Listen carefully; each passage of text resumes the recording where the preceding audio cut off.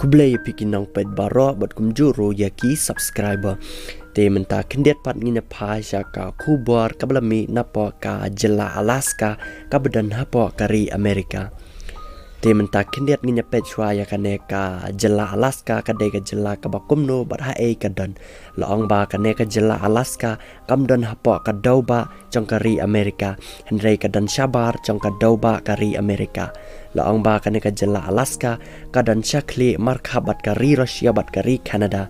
Henry ki brio jong ka Amerika kila thidu ya katika jaka nadu ki por hendai thai na ka Rusia bat menta katika Alaska kala hapo ka jing penya jong kari Amerika.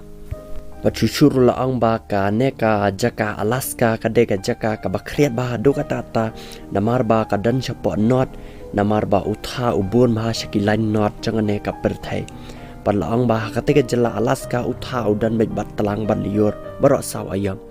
Bat ki jingbun breu jong katika jela Alaska kadan kumba nyaulak lai pu prahajar saus pa lai pu ar kat kum ka sensus arajar arpau.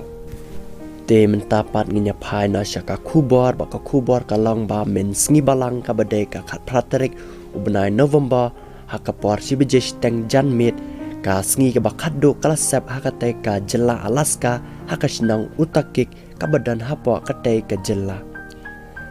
Balaong ba kane ka sngi kala sep khatduh hakate ka sngi balang ba ka klem mi shu tat balaong ru ba kumban ripsan sngi kane ka sngi kanum mi shu bat taradu andala dap ripsan sngi ka sngi kan sawan mi biang ka bamod haduh ubnai Januari ka arpu arterik usnam arajar arpuai ka bamod haduh lesham snem ka sngi kan sawan mi biang hakate ka jela Alaska. Bat ya kane ka jinglong jong kate ka sun benang hakate ka jela Alaska kilakhat ka polar night ka bamod ba ka jingbun jong utha bat ka jingrben jong ka yor kala tablot ya kate ka jaka wadadu baka sngiru kamla shu ban kesamling ba yakite ki yor hakate ka jela Alaska.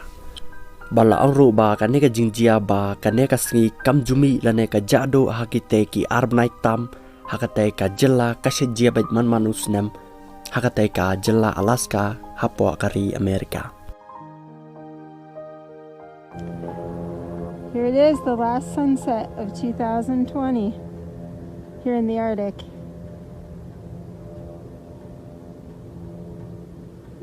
She's beautiful. Te tangkat ne kubor mta ka janmit ngisai syampat hakawe ka video ka bansawan.